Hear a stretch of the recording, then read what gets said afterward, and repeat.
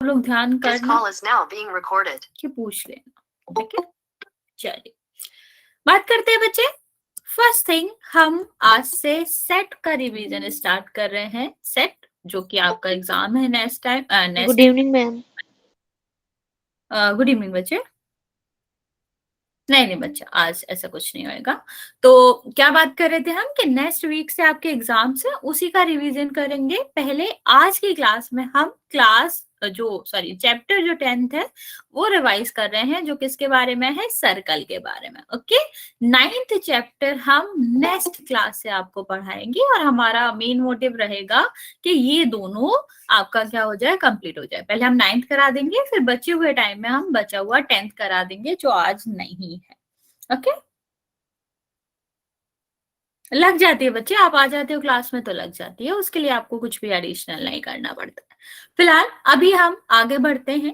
पहला जो चैप्टर है वो हम बात कर रहे थे फर्स्ट चैप्टर की, 10th चैप्टर की, जो कि किसके बारे में है, सर्कल के बारे में है, या फिर कह लो वृत्त के बारे में।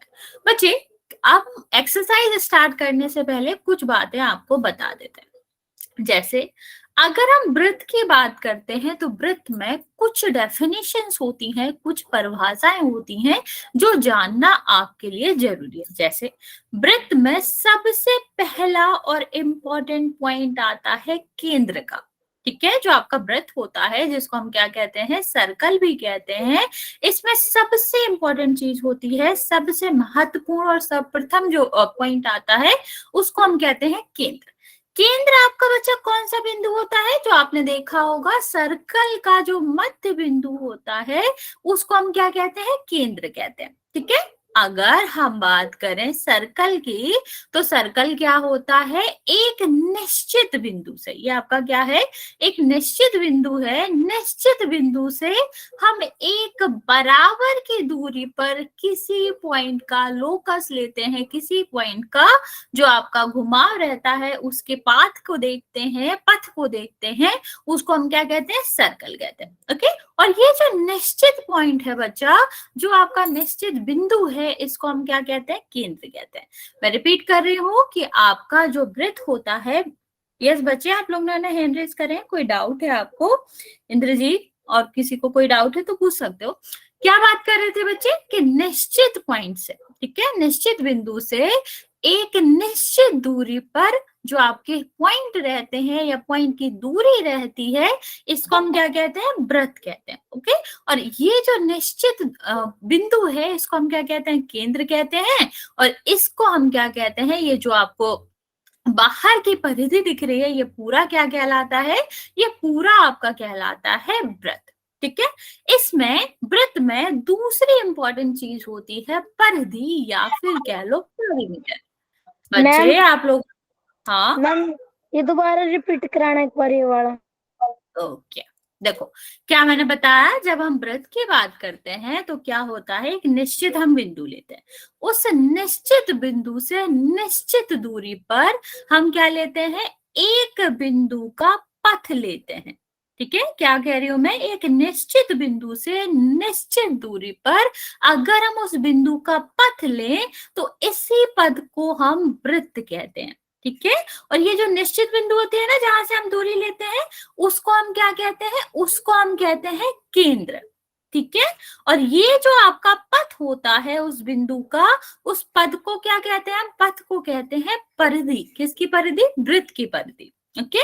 और ये जो दूरी होती है, जिस निश्चित दूरी की हम बात कर रहे हैं ना बच्चा, इस निश्चित दूरी को हम क्या कहते हैं, इस सर्टेन दूरी को, सर्टेन डिस्टेंस को, निश्चित दूरी को हम कहते हैं त्रिज्या, ठीक है। और हमने जैसे कि आपके परिभाषा में बताया था कि ये जो दूरी रहती है वो कैसी होती है, निश्चित होती है। इसका मतलब है बच्चा, हम किसी भी दिशा में अगर इस दूरी को देखें तो आपकी जो परिधि है और ये जो निश्चित बिंदु है, इन दोनों के बीच की दूरी, जिसको हम त्रिज्या कहते हैं, वो हमेशा सेम रहती है, कांस्टेंट रहती है, वो बदलती नहीं है।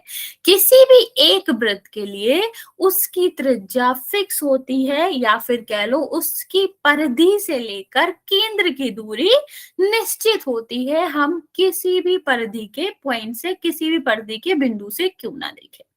यहां तक समझ आया बच्चे, चलिए। Yes ma'am. ओके, अगर यहां तक समझ आया है तो आगे हम बात कर लेते हैं। अभी हमने किस पॉइंट की बात करी? त्रिज्या की बात करी। त्रिज्या क्या होता है? बेसिकली परिधि के किसी भी बिंदु से जो आपका निश्चित बिंदु होता है, जिसको हम केंद्र कहते हैं, उसकी दूरी। अब जब हम त्रिज्या से किसकी बात करते हैं? व्यास की बात करते हैं। ठीक, तो व्यास क्या होता है वो तो मैं अभी बताऊंगी, लेकिन आप अभी ये कह सकते हो कि व्यास जो होता है वो त्रिज्या का दुगना होता है। जितनी त्रिज्या होगी उससे क्या होगा? उससे दुगना मैम, व्यास होगा। यस बच्चा। त्रिज्या को इंग्लिश में क्या कहते हैं मैम? रेडियस बच्चा। Okay ma'am. अगर हम डायामीटर व्यास की बात करें तो ये त्रिज्या का क्या होता है? दुगना होता है। मीन्स, बच्चे म्यूट कर लो। इसके दूसरे तरफ जाएं, अगर हम दो त्रिज्याओं को मिला दे, ऐसा नहीं कि कहीं भी मिला दो, सीधी लाइन होनी चाहिए तभी वो व्यास होगा। ऐसा मत करना कि एक इधर त्रिज्या मिला दी, एक इधर मिल गया, हो तो ये भी व्यास ही जाएगा, टोटल दूरी ये भी व्यास होगी, लेकिन इस लाइन को व्यास नहीं कहेंगे। लाइन एक ऐसी होती है, एक ऐसी सीधी लाइन जो कि किससे होकर जाती है? केंद्र से होकर जाती है। ठीक, या आप ऐसे कह सकते हो, परिधि के दो बिंदुओं को मिलाने वाली रेखा या दो बिंदु को मिलाने वाली ऐसी रेखा जो केंद्र से होकर जाती है, उसको हम क्या कहते हैं? व्यास कहते हैं। रिपीट करिए, ध्यान से सुनना बच्चा।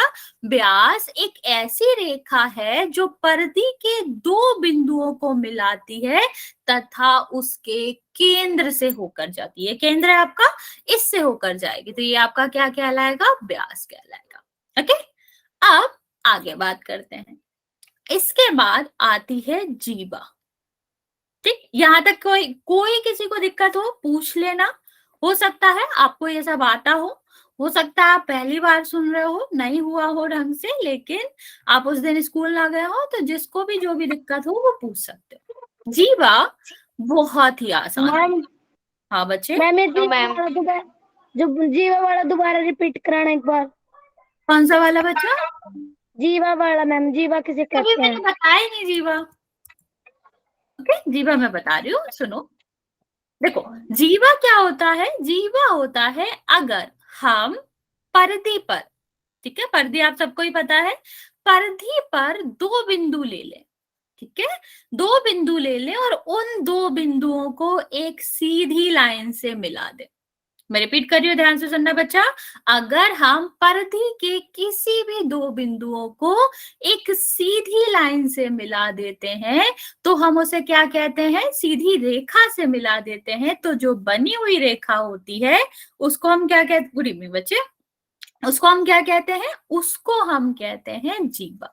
जीवा पूरे, अगर हम केंद्र पूरे आप किस में देखो, पूरे आप व्रत में देखो, तो आपको अनिश्चित मतलब बहुत सारी अनंत जीवाएं मिल सकती हैं, क्योंकि दो पॉइंट तो बहुत सारे मिल जाएंगे। ठीक, तो अगर कोई पूछता है कि किसी वृत्त में कितनी जीवा होती है बच्चा, तो अनंत होती हैं, हम गिन भी नहीं सकते हैं, इतनी ज्यादा होती हैं। ओके, और यही से एक और पॉइंट हम समझ सकते हैं। क्या पॉइंट? कि अगर हम सबसे बड़ी जीवा की बात करें, कैसे बड़ी? लेंथ में, लंबाई में, ठीक है, अगर हम लंबाई में सबसे बड़े जीवा की बात करें बच्चा, तो वो क्या होता है? व्यास होता है। ध्यान से सुनो बच्चे, किसी भी दो बिंदुओं को मिलाने वाली रेखा को जीवा कहते हैं। एक वृत्त की सबसे बड़ी जो जीवा होती है बच्चा, वो क्या कहलाती है? व्यास। इससे बड़ी लंबाई में नहीं होती है। क्या बच्चा? बच्चा वही कह रहे हैं, जीवा सिर्फ परिधि पर, ठीक, किसी भी वृद्धि किसी भी आप सर्किल ले लो, सर्किल मतलब वृत्त ले लो, उसमें कोई भी दो बिंदु ले लो, कहीं भी, उनको जो मिलाने वाली सीधी रेखा होती है उसको जीवा कहते हैं।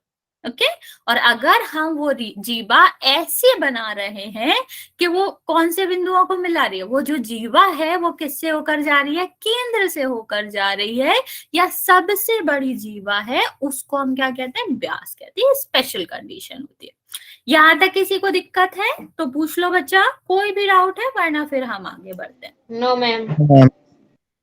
ओके, चलिए फिर आगे बढ़ते हैं। किसी को कोई डाउट हो तो पूछ सकते हो, वरना फिर आगे बढ़ेंगे। अब बात आती है किसकी, ओके आगे देखेंगे हम, बात करते हैं प्लेन की। 1 सेकेंड, प्लेन मतलब तल की, ठीक है। हम किसकी बात करते हैं, तल की बात करते हैं। तल क्या होता है बच्चा, कोई भी जो 2 डायमेंशनल होता है ना, 2D मतलब समझते हो, कोई भी जो कागज होता है जिसकी लंबाई चौड़ाई होती है, एक ऐसा ऐसा स्पेस, एक ऐसा तल जिसमें सिर्फ और सिर्फ 2 ही दिशाएं होती हैं या 2 ही डायमेंशंस होती हैं, ठीक। 2 ही आपकी क्या होंगी, लंबाई चौड़ाई हो गई, या 2 विमाएं कह लो, ठीक है। क्या होती है, 2 विमाएं होती है। रिपीट कर रही हूं मैं, ध्यान से सुनना। प्लेन या फिर तल, तल क्या होता है बच्चा, एक ऐसी संरचना जिसमें सिर्फ और सिर्फ 2 विमाएं होती है, जैसे लंबाई और चौड़ाई ही होती है। जैसे आपके पास एक पेज होगा, ठीक है, उसको देखो तो उसके पास क्या है, लंबाई है और चौड़ाई है, ऊंचाई तो नहीं है। किसी के पेज में भी ऊंचाई होती है क्या, जैसे आपका जो फ्लोर है, तल है, नीचे वाला तल है, ठीक है, जो प्लेन है आपके जो घर में, क्या उसमें तीसरी कोई भी विमा होगी, उसमें क्या है, लंबाई है, चौड़ाई है। तो इस तरह के जो भी आपके स्ट्रक्चर होते हैं, संरचनाएं होती हैं जिसमें सिर्फ और सिर्फ 2 विमाएं होती हैं, चौड़ाई और लंबाई होती है, इनको हम क्या कहते हैं, तल कहते हैं, ठीक है। यहां तक समझ आया बच्चा, हम प्लेन की कहाँ बात कर रहे हैं, ऐसा संरचना जिसमें सिर्फ और सिर्फ 2 विमाएं होती हैं, उनको हम क्या कहते हैं, तल कहते हैं, ओके। अब इस तल में हम क्या कर सकते हैं, जो भी संरचना बनाएंगे, जैसे अगर आप कॉपी में जो भी संरचना बनाओगे, जो भी आकृति बनाओगे, वो भी सिर्फ और सिर्फ 2 विमाओं वाली ही हो सकती है। अगर मैं आपसे कहूं कि अपनी कॉपी पे तुम एक ऐसा घर बनाओ जो ऊपर तक दिखता हो, तो क्या आप बना सकते हो, 3 विमाओं वाला बना सकते हैं। अगर हम एक कोई भी चीज बना रहे हैं, तो क्या हम 3 विमाओं वाली चीज बना सकते हो आप कॉपी पे, यस और नो। यस मैम, बना सकते हैं। कैसे बना सकते हो बच्चे, इल्यूजन दे सकते हो आप, ऐसा दिखा सकते हो कि 3D है, लेकिन बना नहीं सकते हो। कैसे बना सकते हो, अगर तुम्हारे पास 2 ही विमाएं हैं, ऊपर आप ले नहीं सकते हो, तो जो भी स्ट्रक्चर बनाओगे इन्हीं में बनाओगे ना, सर्कल बनाओगे, चौकोर बनाओगे, जो भी बनाओगे, ऊपर कैसे ले जा सकते हो। हाँ, अगर मैं यहाँ पर शेडिंग कर दूं, शेडिंग मतलब समझते हो, जैसे दिखाने के लिए कि ऊपर की तरफ है, वो हम कर सकते हैं, लेकिन जेन्युइनली नहीं बना सकते आप। बना सकते हो, अगर मैं एक बॉल लूं, ठीक, तो क्या तुम कागज पे एक ऐसी बॉल बना सकते हो जो ऊपर निकली हुई हो, नहीं बना सकते ना, कोई नहीं बना सकता, क्योंकि हमारे पास कागज ही 2 विमाओं का है, तो हम 3 विमाओं का कुछ बना ही नहीं सकते। तो बच्चा मैं यही कह रही हूं कि अगर हम किसी भी प्लेन पर, किसी भी कागज पर जो भी बनाएंगे, यहाँ पर जो बनाएंगे, वो क्या होगा, जो तल पर जो हम वृत्त बनाते हैं, उसकी भी 2 विमाएं ही होती हैं, ठीक है, तीसरी विमा नहीं होती है। एक विमा कैसी होती है, ये वाली होती है, एक ये वाली होती है, यहाँ पर और कोई ऊंचाई वाली विमा होती ही नहीं है। तल मतलब 2 विमाओं वाला, और जब हम आकृति की बात करते, स्पेस की बात करते, वो 3 विमाओं का होता है जिसमें हम रहते हैं। तो हम ऊंचाई में भी रहते हैं ना बच्चे, ऐसा तो नहीं है इंसान ऐसे चिपका हुआ हो, ऐसे ऐसे ऐसे ऐसे चलता हो, नहीं, उसकी ऊंचाई भी है। हम 3 विमाओं में रहते हैं, लेकिन जो हमारा कागज होता है वो 2 विमाओं वाला होता है, और 2 विमाओं को हम क्या कहते हैं बच्चा, तल कहते हैं, ठीक है। यहां तक समझ आया बच्चे, 2 विमाओं के स्ट्रक्चर को, संरचना को हम क्या कहते हैं, 90 कहां से आ गया, समझ नहीं पा रही मैं। जो भी 2 विमाओं की संरचना होगी उसको हम क्या कहते हैं, तल कहते हैं।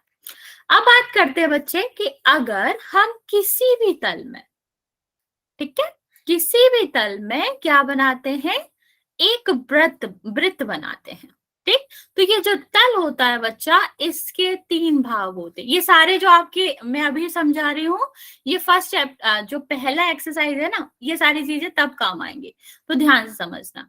कितने भाग में बांटता है तल को, 3 भागों में। रिपीट कर रही हूँ बच्चा, कोई भी वृत्त एक तल को, तल आपको समझ आ गया, तो एक वृत्त किसी भी तल को 3 भागों में बांटता है, ठीक है, रिपीट करूं, अगर हम बात करें किसी भी तल पर वृत्त बना है तो वो तल को 3 भागों में बांटता है। जैसे नॉर्मली अगर ये तल है, आपकी कॉपी है, एक मैं सीधी लाइन खींच दो, ठीक, तो ये लाइन कितने भागों में बांट रही है? 2 भागों में। ऐसे ही अगर हम बात करें इसकी, ठीक है, इसकी बात करें तो हम क्या कहेंगे कि जो आपका वृत्त होता है वो तल को 3 भागों में बांटता है। कौन कौन से भाग हैं, जल्दी से देख लेते हैं।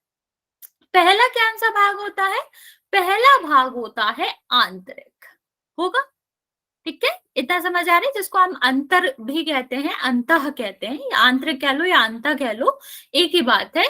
तो हमारा जो पहला भाग होता है बच्चा, वो क्या कहलाता है? वो आपका आंतरिक भाग कहलाता है या अंतः भाग कहलाता है, ठीक है, वो भाग जो कि सर्कल के अंदर होता है। रिपीट कर रहे हैं बच्चे, पहला भाग जो वृत्त होता है वो तल को 3 भागों में बांटता है। पहला भाग कहलाता है आंतरिक भाग, या फिर जो आपके सर्कल के अंदर भाग होता है अंतः भाग। ओके, दूसरा भाग होता है बच्चा आपकी, ये सर्कल की जो लाइन होती है उसको ही कहते हैं। दूसरा भाग क्या है आपका? वृत्त, ठीक है, वृत्त की परिधि कह सकते हो। और तीसरा जो भाग होता है बच्चा, वो कहलाता है आपका बाहर का भाग, जिसको हम बाह्य भाग भी कहते हैं। रिपीट करें बच्चे, ध्यान से सुनना। एक वृत्त एक तल को 3 भागों में बांटता है। पहला आपका होता है अंतः भाग या फिर आंतरिक भाग, दूसरा आपका होता है बाह्य भाग, बाहर का, और तीसरा आपका होता है वृत्त की परिधि। यहां तक समझ आया बच्चे? ये क्वेश्चन है आपका, पहले ही एक्सरसाइज में इसका क्वेश्चन पड़ेगा आपको, तो जल्दी से बता देंगे। यहाँ तक कोई भी डाउट है तो पूछ सकते हो। अंतर क्या होता है, बाहर क्या होता है, परिधि क्या होती है, इस सारी चीज में आप मुझसे पूछ सकते हो अगर कोई भी डाउट हो तो, वरना फिर हम आगे चलते हैं। ये मेन है, डेफिनेशन सबसे इंपॉर्टेंट होती है किसी भी चैप्टर को समझने के लिए, तो फिर इस पे ज्यादा ध्यान करेंगे। ओके, किसी को कोई डाउट है बच्चे, पूछ सकते हो जहां भी नहीं है मैम डाउट कोई भी। No ma'am. ओके, हाँ बच्चा, एक्चुअली में सर्कल तो एक नाम है ना, संरचना का नाम है, लेकिन अगर हम बात करें बच्चे भाग की, तो परिधि ही भाग है वो, तो सर्कल कह सकते हैं क्योंकि सर्कल की परिधि है। लेकिन अगर हम सिर्फ लाइन से देखें तो वो आपका क्या होता है, वो परिधि ही होती है। Okay, yes ma'am. ओके, चलो, हाँ, सर्कल को ही परिधि कहते हैं। सर्कल एक संरचना है, परिधि एक लाइन है, ठीक है, दोनों की बात समझ रहे हो। जैसे मैं बोलूं कि मेरा फोन बेलनाकार है, तो बेलन जैसा है, तो वो आकार की बात कर रहे हैं। लेकिन अगर हम लंबाई की बात करें, चौड़ाई की बात करें, तो वो हम किसकी बात करें? मेजरमेंट की बात करें। यहाँ पर यही है, हमें वृत्त एक संरचना मिलती है, लेकिन अगर हम बात करें कि ओरिजिनल में क्या, तो लाइंस की बात करते हैं ना बच्चा, तो यहाँ पर वही दिखता है, हमें परिधि ही दिखती है फिलहाल। परिधि के नीचे आपने क्या लिखा है? क्या बच्चा? ये वृत्त की परिधि के नीचे आपने क्या लिखा है? कहाँ लिखा है ये बच्चा? मैं दोबारा लिख देती हूँ, ठीक है, इस तरह लिखा जाता है। ओके, बाह्य भाग कहते हैं इसको। मैम आज पोल मेंशन नहीं देना? नहीं बच्चे, आज नहीं देना, आज आपको सिर्फ और सिर्फ समझना है, आपका मेन काम आज इतना ही है। चलिए आगे बात करते हैं बच्चे वृत्तखंड की और त्रिज्यखंड की। इसकी वृत्तखंड की और त्रिज्यखंड की। नाम से बहुत कुछ समझ आता है। खंड का क्या मतलब होता है बच्चा? बांटना। जब भी अगर आपने खंडन सुना हो, कुछ भी सुना हो इससे रिलेटेड, तो इसका मतलब होता है सीधा सीधा बांटना, ठीक। अब बांटा कैसे जाता है? आपने एक चाप सुना होगा। चाप का क्या मतलब होता है बच्चे? छोटी सी रेखा, ठीक है। अगर हम एक सर्कल का छोटा सा पार्ट लें, यहां से लेकर यहां तक छोटा सा पार्ट लें, तो इसको हम क्या कहते हैं? चाप कहते हैं, ठीक। अगर हम इस सर्कल को, इस पूरे वृत्त को 2 भागों में बांटते हैं, तो ये क्या होगा? ये यहां से लेकर यहां तक जो लाइन होगी, ये परिधि होगी, इसको हम क्या कहेंगे? छोटा चाप कह सकते हो, या फिर आप इसको कह सकते हैं लघु चाप। लघु मतलब होता है छोटा, ठीक है। और ये जो परिधि है बच्चा, जो बड़ी वाली, इसके दूसरे तरफ है, इसे हम क्या कहेंगे? इसको हम कहेंगे दीर्घचाप, मैं रिपीट कर रही हूँ, ध्यान से सुनो कि अगर हम किसी भी सर्कल को, किसी भी वृत्त को दो भागों में बांटे तो आपका जो छोटा वाला भाग होगा बच्चा वो क्या कहलाएगा? लघु चाप। ठीक है, और यहाँ पर हम किसकी बात कर रहे हैं? हम परिधि की बात कर रहे हैं, हम आपके उसकी बात नहीं कर रहे, अंदर के भाग की बात नहीं कर रहे। ये जो छोटी परिधि है बांटने के बाद, ये आपका क्या कहलाता है? लघु चाप कहलाता है। और जो बड़ा भाग होता है ना बच्चे, इसको हम कहते हैं दीर्घ चाप। ओके, और इसी पर निर्धारित हमारा क्या आता है? इसी पर निर्धारित हमारा खंड आता है। अगर हम किसी भी वृत्त के दो भाग करते हैं तो छोटा वाला जो भाग होता है, भाग खंड हो गया, किसके खंड कर रहे हैं? वृत्त के खंड कर रहे हैं। तो इन भागों को हम क्या कहते हैं? वृत्त खंड कहते हैं। मैं रिपीट कर रही हूँ बच्चे, अगर हम किसी भी वृत्त को दो भागों में तोड़ते हैं तो उन भागों को क्या कहा जाता है? वृत्त खंड कहा जाता है, क्योंकि वो वृत्त के टुकड़े होते हैं।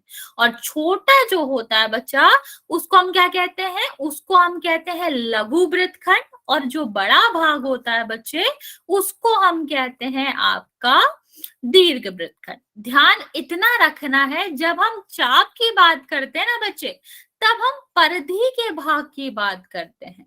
जब हम वृत्तखंड की बात करते हैं तो हम पूरे की बात करते हैं, इस लाइन की परिधि की भी, और परिधि के अंदर जो जगह है उसको भी लेकर ही बात करते हैं। ओके, यहां तक समझ आया बच्चा? जल्दी से बता देंगे, यहां तक किसी को कोई दिक्कत है? No ma'am. ओके, तो फिर हम आगे बढ़ते हैं, जो हमारा लास्ट टॉपिक है, फिर हम अपना एक्सरसाइज पे बढ़ेंगे, जो कि आपका क्या है? त्रिज्य खंड। अभी देखो, वृत्तखंड में हमने क्या किया था? हमने वृत्त को ही बांट दिया था। अब यहाँ त्रिज्य खंड का क्या मतलब है बच्चा? त्रिज्य खंड का मतलब है जिसको त्रिज्या बांट रही हो। त्रिज्य खंड का मतलब जिसका त्रिज्या खंडन कर रही हो, त्रिज्या बांट रही हो। इसका क्या मतलब होता है बच्चे? त्रिज्या क्या होती है? बच्चा अभी तो पढ़ाया था, त्रिज्या क्या होती है, रेडियस की बात करते हैं हम। जो आपका क्या होता है? सर्कल होता है ना, वृत्त होता है, उसके केंद्र से लेकर परिधि तक की दूरी को त्रिज्या कहते हैं। ओके, अब अगर हम दो रेखा बनाएं, दो त्रिज्या बनाएं, तो इसके बीच का जो भाग होगा, या देखो भाग तो ये भी है और ये भी है, तो ये दोनों ही त्रिज्य खंड कहलाएंगे। मैं रिपीट कर रही हूँ, दो त्रिज्याओं के बीच का जो भाग होता है, जो क्षेत्र होता है, उसको हम क्या कहते हैं? उसको हम त्रिज्य खंड कहते हैं। रिपीट करें बच्चे, दो त्रिज्याओं के बीच का जो क्षेत्रफल होता है, जो एरिया होता है, जो आपका प्लेस होता है, जगह होती है, उसको त्रिज्य खंड कहते हैं। ओके, तो अब अगर छोटा वाला भाग लेंगे, अब यहाँ पर दो भाग है ना बच्चा, ये बड़ा भाग है क्योंकि त्रिज्या तो ये है और ये है, तो ऊपर वाला भी भाग इसी के बीच में आ रहा है, छोटा वाला भी। तो छोटे वाले को हम क्या कहते हैं बच्चा? लघु त्रिज्य खंड कहते हैं। और ऊपर वाले को हम क्या कहते हैं बच्चे? ऊपर वाले को हम कहते हैं दीर्घ त्रिज्य खंड। ओके, ये इंपॉर्टेंट है, 10th में भी ये सब काम आएगा आपको, त्रिज्य खंड क्या होता है और ये सब क्या होता है। कोई बात नहीं बच्चे, आप रिकॉर्डिंग देख लेना कल, कल जब भी रिकॉर्डिंग सेंड करेंगे। गुड नाइट बच्चे, यहां तक समझ आया बच्चे? एक्सरसाइज पे चले आप।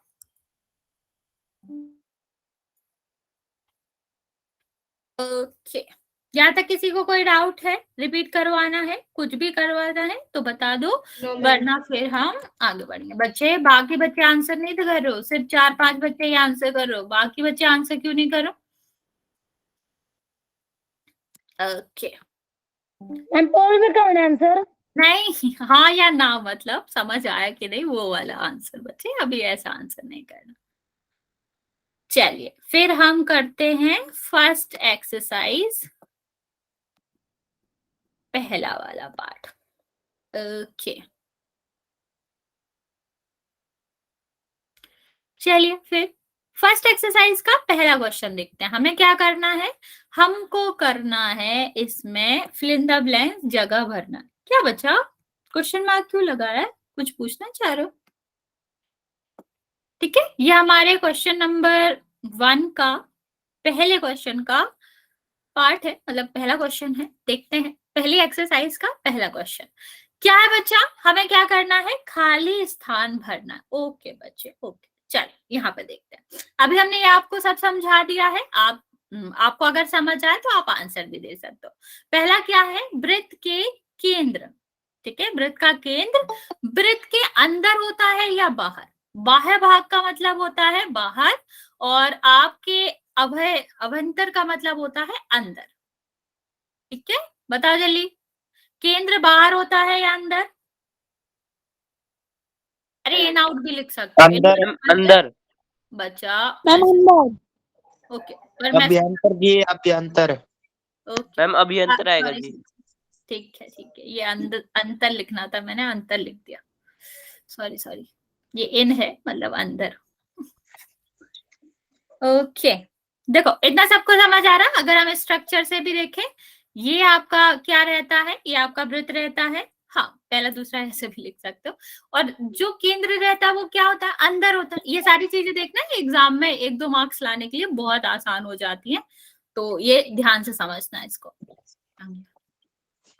ये रहा, ठीक है, तो ये आपका क्या हो जाएगा, अंदर लिख सकते हो, अभ्यंतर लिख सकते हो। बच्चे म्यूट कर लो जो जिसका भी माइक ऑन हो। दूसरा क्वेश्चन देखो बच्चे, हाँ क्या, फोर्थ बच्चे इतने आगे मत बढ़ो, हम सेकंड पे हैं अभी, हम वहां भी चलेंगे। ठीक है, एक बिंदु जिसके वृत्त के केंद्र से त्रिज्या से अधिक है।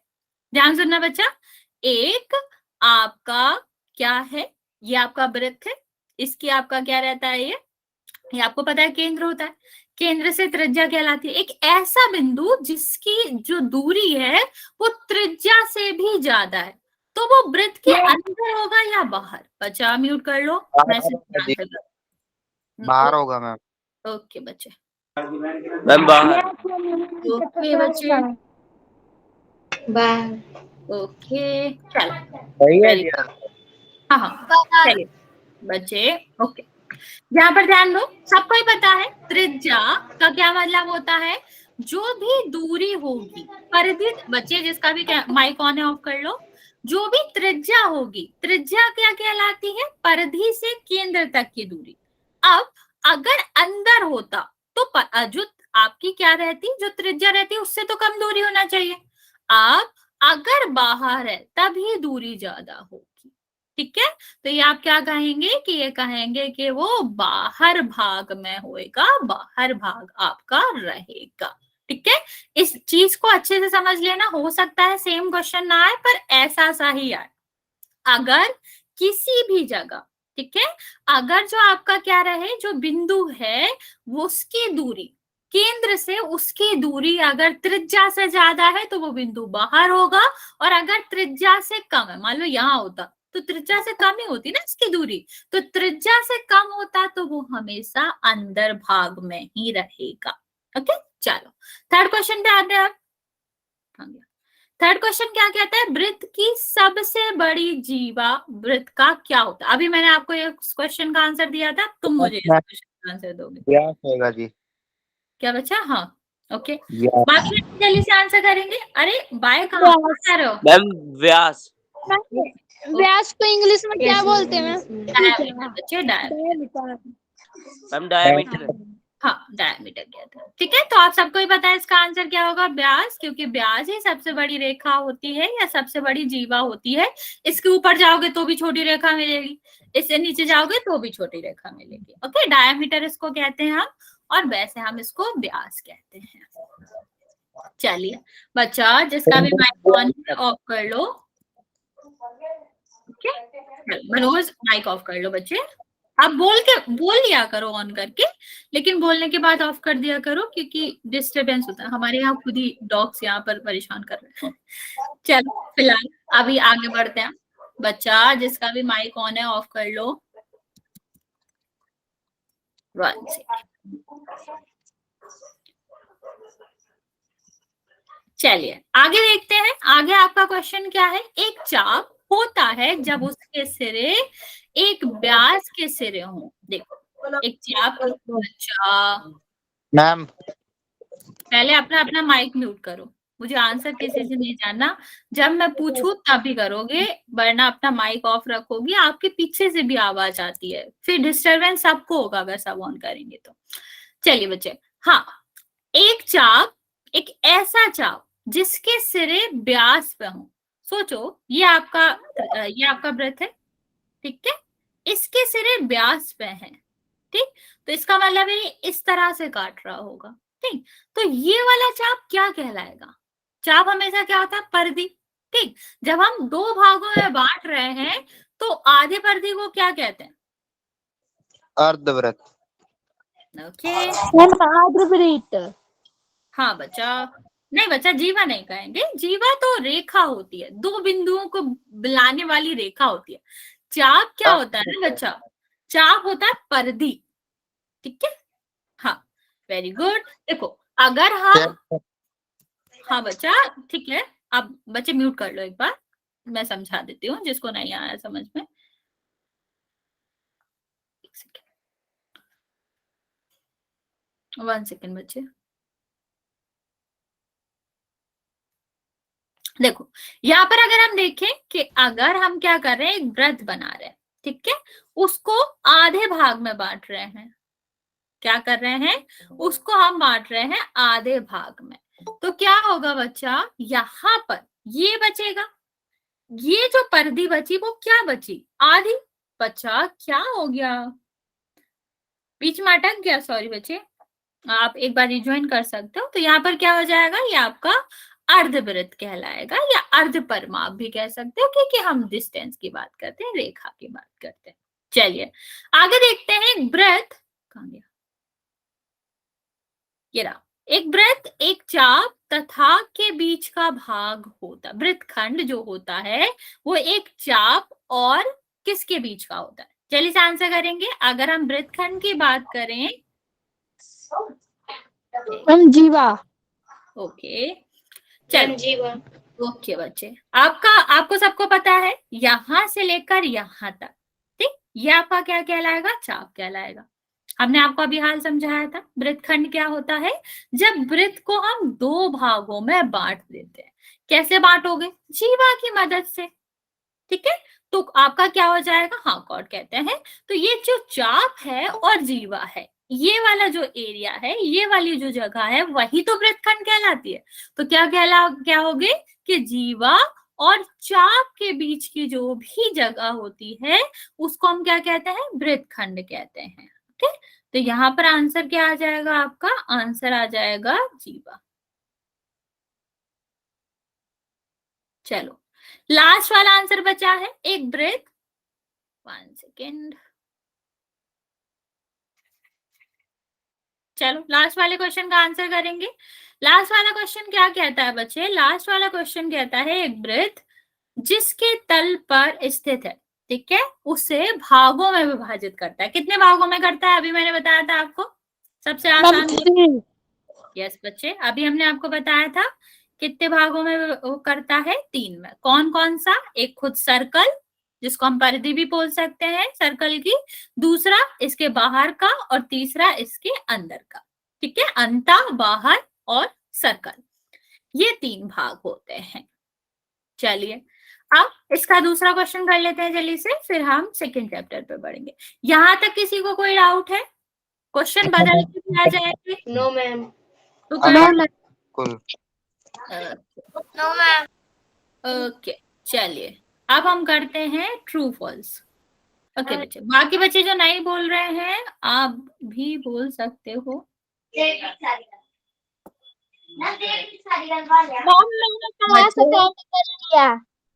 क्या बच्चा? ओके बच्चे, बच्चे जिसका भी माइक ऑन है ऑफ कर लो जल्दी से।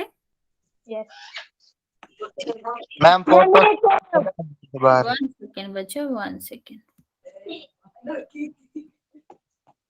डबल दिख रही है मैम, फोटो क्या दिख रही है? डबल दिख रही है जी।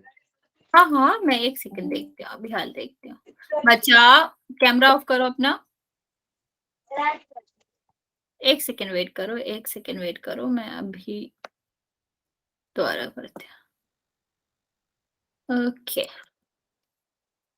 चलिए दूसरा क्वेश्चन करते हैं हम। ट्रू फॉल्स है जो, ट्राई करना बच्चा कि अपना माइक ऑन मत करना, पीछे से शोर आता है तो डिस्टरबेंस होता है बाकियों बच्चों को भी, और फिर मुझे भी कंफ्यूजन होता है कि मैं जो बोल रही हूँ और सुन रही हूँ एक साथ किसी से नहीं हो पाता इतना। तो कृपया इसका ध्यान रखें, जब जरूरत पड़े तभी ही यूज करें माइक का। चलिए बच्चे, ये हमारा सेकंड क्वेश्चन है। हाँ, अब यहाँ पर ट्रू फॉल्स बताने, सत्य सत्य बताने। पहला क्वेश्चन देखते हैं। केंद्र को बच्चे म्यूट कर लो। जिसकी यहाँ से आवाज आ रही है पीछे से बच्चे, प्लीज आप मैसेज में आंसर दो, आप मत अनम्यूट करो। ओके, जिसकी यहाँ शांति है वो कर भी सकता है आंसर देने के लिए, लेकिन जिसके यहाँ पीछे सो रहा है बच्चा, प्लीज आप ये समझें, आप अपने आप को अनम्यूट ना करें। चलिए यहाँ पर देखते हैं पहला क्वेश्चन की हम बात कर रहे थे। पहला क्वेश्चन क्या है? पहला क्वेश्चन हमको दिया गया है, केंद्र को वृत्त पर किसी बिंदु से मिलाने वाले रेखाखंड को क्या कहते हैं? त्रिज्या कहते हैं। यस और नो? रेखाखंड सीधा सीधा रेखा को ही कहते हैं। ठीक है, ऐसी रेखा जिसको आगे बढ़ाया जा सकता है। 1 सेकेंड बच्चे। Okay, true. अब सारे बच्चे मैसेज में आंसर करेंगे, ट्रू और फॉल्स बताना है। केंद्र आप सबको पता है, बीच की बिंदु, ठीक है, परिधि, ये इस दोनों को मिलाएंगे, इस रेखा को क्या कहते हैं? त्रिज्या कहते हैं। ठीक है, यही तो कहा गया है, तो ये क्या हो जाएगा? ट्रू हो जाएगा। चलिए आगे मत बढ़ो बच्चा, फिर मुझे खुद ही कंफ्यूजन होगा तुम कौन से क्वेश्चन का आंसर दे रहे हो, फिर मैं बोलूंगी गलत आंसर दे रहे हो। तो यहाँ पर देखो, एक वृत्त में समान लंबाई की जो होती है परिमित सीमाएं होती, यस और नो? परिमित का मतलब होता है फाइनाइट, फाइनाइट का मतलब होता है जिन्हें आप गिन सकते हो, यस और नो? पीछे से कोई भी आंसर नहीं देगा देख के, कुछ सोच समझ के आंसर देंगे। देखो इसका मतलब समझ लो, आई नो तुम्हें आंसर पता होगा, लेकिन इसका एक बार मतलब समझ लो।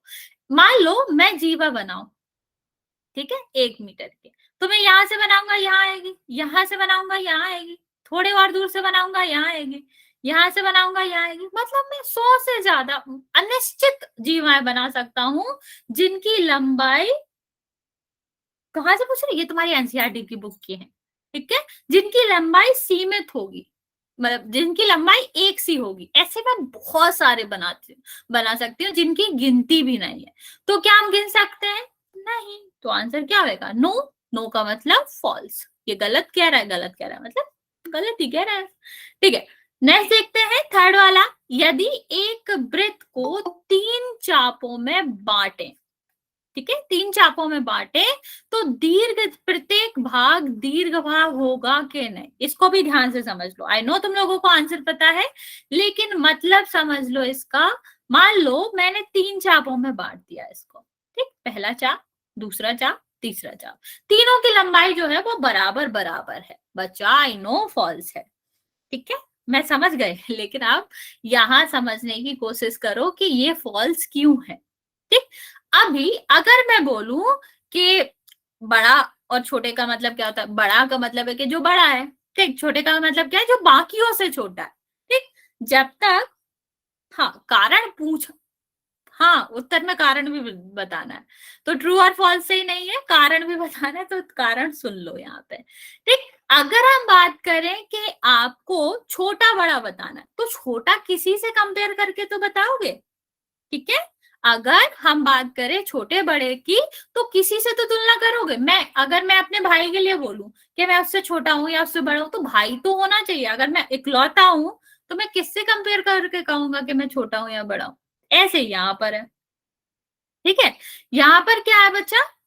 फिलहाल 1 सेकेंड, यहाँ पर भी यही है कि सब बराबर बराबर के, इनसे बड़ा नहीं है, इनसे छोटा ही नहीं है कोई, तो फिर बड़ा कैसे हो जाएगा? ठीक है, तो यहाँ पर क्या कहेंगे? अगर बराबर बराबर भागों में बांटा गया है, तो सारे के सारे समान होंगे, समचाप होंगे। सम मतलब बराबरी के चाप होंगे, कोई दीर्घ और कोई लघु चाप नहीं होएगा। ओके, चलो आगे देखते हैं बच्चे। यहाँ पर अगर हम देखें, वृत्त की एक जीवा जिसकी लंबाई त्रिज्या से दुगनी है, तो क्या वो वृत्त का व्यास है? यस और नो?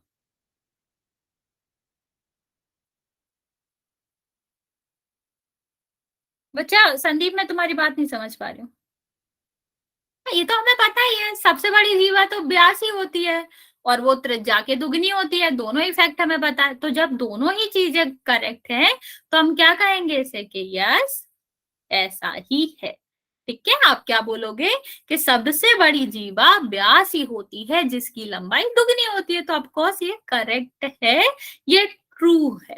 ओके, चलो आगे देखते हैं, त्रिज्यखंड की बात कर रहे हैं। ओके, ध्यान से समझना बच्चा, हो सकता है सेम क्वेश्चन ना आए लेकिन इन्हीं में से पूछ ले, तभी मैंने आपको थ्योरी बताई है, वरना हम सीधे क्वेश्चन पे आते हैं। यहाँ पर बात करते हैं बच्चे त्रिज्यखंड, जीवा और संगत चाप। संगत चाप का मतलब उनके बीच का चाप, ओके, के बीच का क्षेत्र होता है। ठीक है, मतलब जो जीवा होती है और इसके यहाँ का ये वाला जो चाप होता है, क्या इसी के बीच के क्षेत्र को हम त्रिज्यखंड कहते हैं? हाँ बच्चा, एग्जाम में आपकी रहेंगी, 3-4 दिन क्लासेस ऑफ होंगी, वो आपको पता चल जाएगा। फिलहाल यस और नो सोचेंगे, क्या त्रिज्यखंड इसे ही कहते हैं, हाँ या ना? त्रिज्यखंड क्या जीवा और चाप के बीच की जगह होती है? No no no no no no, आधे बच्चे सही, आधे बच्चे गलत दे रहे हैं। नो नो क्यों? क्योंकि त्रिज्यखंड त्रिज्या और चाप के बीच की जगह होती है, जीवा नहीं आता उसमें। ठीक है, क्या हम बात कर रहे हैं? अगर हम त्रिज्यखंड की बात करते हैं उसमें त्रिज्या आती है, त्रिज्या और चाप।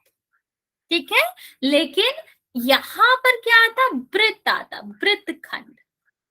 जहां त्रिज्या आती है वो वृत्तखंड, सॉरी, जो जहां जीवा आती है वो वृत्तखंड होता है, और जहां त्रिज्या आती है वहां त्रिज्यखंड होता है। मतलब यहाँ पर वृत्तखंड लिखा होता तो ये सही होती, लेकिन यहाँ पर तो त्रिज्यखंड लिखा है, मीन्स ये फॉल्स है। ओके, तो आप क्या कह सकते हो कि जीवा और उसके संगत बीच की जो दूरी होती है वो आपकी वृत्तखंड होती है, ना कि त्रिज्यखंड। त्रिज्यखंड त्रिज्या और चाप के बीच की दूरी होती है। ओके, चलिए आगे देखते हैं, वृत्त एक समतल आकृति है, यस और नो? जल्दी से इस क्वेश्चन का आंसर देंगे। अभी हमने आपको तल के बारे में पढ़ाया था, समतल तल एक ही बात होती है, कोई अलग चीज नहीं है। तो क्या जो वृत्त होता है वो 2 विमाओं पे बनता है या 3 विमाओं पे बनता है?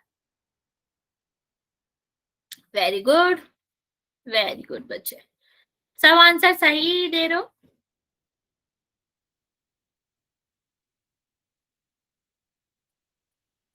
ओके, चलिए यहाँ पर अगर हम देखें वृत्त की बात कर रहे हैं, तो वृत्त में कोई ऊंचाई होती ही नहीं है, तो अगर जिसमें ऊंचाई नहीं है, सिर्फ लंबाई चौड़ाई है, तो वो तो वैसे ही 2 विमाएं लेगा, तो वो आपका समतल आकार होता है। अच्छा बताओ, ऐसा अगर वृत्त होता जिसमें ऊंचाई होती, ठीक है, जिसमें 3 विमाएं होती, उसको हम क्या कहते हैं? हाँ कंप्लीट हो गई, दूसरी भी करेंगे हम। जल्दी से बच्चा बताओ, एक छोटा सा क्वेश्चन है, इससे रिलेटेड नहीं है, लेकिन अगर एक वृत्त होता, ठीक है, हम क्या करते हैं उसकी तीसरी डायमेंशंस लेते हैं, तो उसको हम क्या कहते हैं? किसी को आइडिया है? नो, कोई बात नहीं, उसको हम कहते हैं गोला, जो कि आप पढ़ोगे 10th क्लास में, उसको हम गोला कहते हैं। ऐसा आपका, ओके मैं रिपीट कर देती हूँ, अगर वृत्त के पास ऊंचाई भी हो, ठीक है, वृत्त के पास ऊंचाई हो या ऐसा भाग जो कि आप क्या कह सकते हो, ऐसी संरचना जो कि वृत्त से मिलकर बनती है लेकिन उसमें क्या होती है, ऊंचाई होती है, उसको हम क्या कहते हैं? उसको हम गोला कहते हैं बच्चों। ओके, चलिए ये भी देख लेते हैं, बहुत आसान से क्वेश्चन है, कुछ भी डिफिकल्ट नहीं है, हो भी जाएंगे, अभी टाइम है हमारे पास, फिर इसके बाद आपको जो भी एक्सरसाइज करनी होगी वो हम कर लेंगे। हाँ, सर्वांग सम जो हमने लास्ट क्लास में आपको, मतलब पिछली बार जब हम सेट का कराए थे तो हम कुछ कुछ बता भी दिए थे, अब वहीं पर ये पे है। ठीक है, पिछली बार हमने क्या पढ़ा था? त्रिभुज का सर्वांग सम पढ़ा था, जिसमें क्या था, एस था, ठीक है, एस था, बस ऐसी 2 की जरूरत पड़ेगी, वही हम बता देते। तीनों भुजाएं बराबर है तो हम क्या कहते हैं? भुजा भुजा भुजा एस की सर्वांग समता कहते हैं। और अगर दो भुजाएं और एक कोण बराबर है तो हम उसको, हाँ भुजा सर्वांग सम से ही करते हैं, इसको हम कहते हैं भुजा कोण भुजा सर्वांग समता। ओके, नाउ अब अगर हमें दो त्रिभुजों को सर्वांग सम कहना है, ठीक है, क्या करना है, अगर हमें दो त्रिभुजों को दो वृत्तों को सर्वांग सम कहना है तो हम कैसे कह सकते हैं?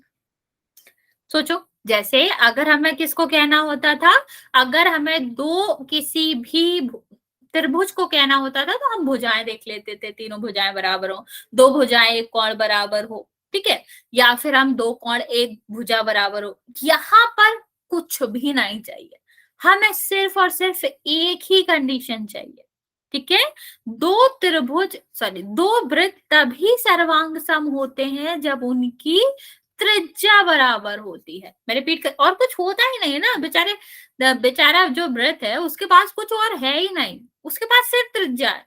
तो अगर त्रिज्या बराबर हो जाएगी तो फिर और कुछ हमें चाहिए ही नहीं।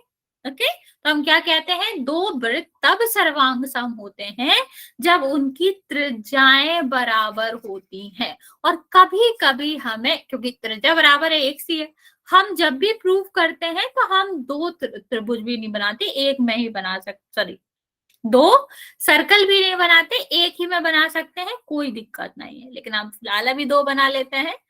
देखो पहला क्वेश्चन देखो, याद कीजिए दो वृत्त सर्वांग सम होते हैं, हमें पता है त्रिज्या अगर समान हो तो वो सर्वांग सम होते हैं यदि इनकी त्रिज्याएं बराबर हो। यही लिखा हुआ है जो मैंने आपको समझाया कि हमें पता है दो वृत्त तब सर्वांग सम होते हैं जब उनकी त्रिज्याएं बराबर होती हैं। अब हमें सिद्ध क्या करना है, इसको ध्यान से पढ़ेंगे। सिद्ध हमें करना है, सिद्ध कीजिए कि सर्वांग सम वृत्तों की बराबर जीवाएं उनके केंद्र पर बराबर कोण अंतरित करती है। ध्यान से सुनना बच्चा, आसान है पर ध्यान से सुनना। देखो ये आपका दोनों बराबर है, मतलब इन दोनों की जो क्या होंगी, त्रिज्याएं होंगी वो भी बराबर होंगी। तो अब इसके अंदर एक त्रिभुज बना लेते हैं, इसके अंदर त्रिभुज बना लेते हैं, क्योंकि यही कहा गया है जीवा और जो उसकी त्रिज्याएं हैं, ठीक, इनके बीच में जो कोण बन रहा है इसको हमें क्या करना है, बराबर प्रूव करना। क्वेश्चन समझ आ गया कि दो वृत्त जो सर्वांग सम है, सर्वांग सम कब होते हैं, जब उनकी त्रिज्याएं बराबर होती हैं, ठीक है, उनको हमें प्रूव करना है कि जीवा और केंद्र के बीच में जो क्या बन रहा है, जो आपका एंगल बन रहा है, कोण बन रहा है, वो बराबर है। ओके, चलो इसको नाम दे देते हैं, क्या नाम दे रहे हैं, एबीसी, इसको नाम दे देते हैं पी क्यू आर। यहां तक तो किसी को डाउट नहीं है, क्वेश्चन समझ आया, क्यू करा क्या क्या है। यहां पर आप सीधा सीधा लिख सकते हो कि AC BC PR और RQ बराबर है। ओके, क्योंकि सब त्रिज्याएं हैं, सर्वांग सम वृत्त की त्रिज्याएं हैं, तो क्या होंगी, सब के सब बराबर होंगे। यहां तक किसी को भी कुछ भी पूछना है पूछ सकते हो, वरना फिर हम आगे बढ़ेंगे। और इतना हमें दिया गया है कि दोनों की जो भी जीवाएं हैं वो बराबर है, मीन्स ए भी जो है वो पी क्यू के बराबर है। ये देखो, ए इसकी जीवा है और ये इसकी जीवा है। अब हमें प्रूफ क्या करना है, हमें ये प्रूफ करना है कि ये दोनों जो सी कोण है और आर कोण है, बच्चा मुझे पता है आपको आंसर आता है लेकिन आपको लिखना नहीं है, मैं ट्राई कर रही हूँ ना बाकी बच्चे को समझाने के लिए, तो आप मुझ पे छोड़ दीजिए। ओके, यहाँ पर देखिए हमें ये बराबर प्रूव करना है, तो हम बहुत पहले जाएं, हम सर्वांग समता पे जाएं, तो हमें पता होता है कि अगर हम त्रिभुज को सर्वांग सम प्रूव कर दे तो उसकी बाकी चीजें भी आपस में बराबर हो जाती है। और यहाँ भी तो हमें त्रिभुज ही दिख रहा है, तो हम क्या करेंगे बच्चे, हम ABC को और जो हमारा दूसरा त्रिभुज है PQR उसको सर्वांग सम प्रूफ करेंगे। ठीक है, फिर हम क्या करेंगे बच्चे, हम प्रूफ कर देंगे, बस हो गया। अब देखते हैं कैसे प्रूफ करेंगे, ये भी देख लेते हैं।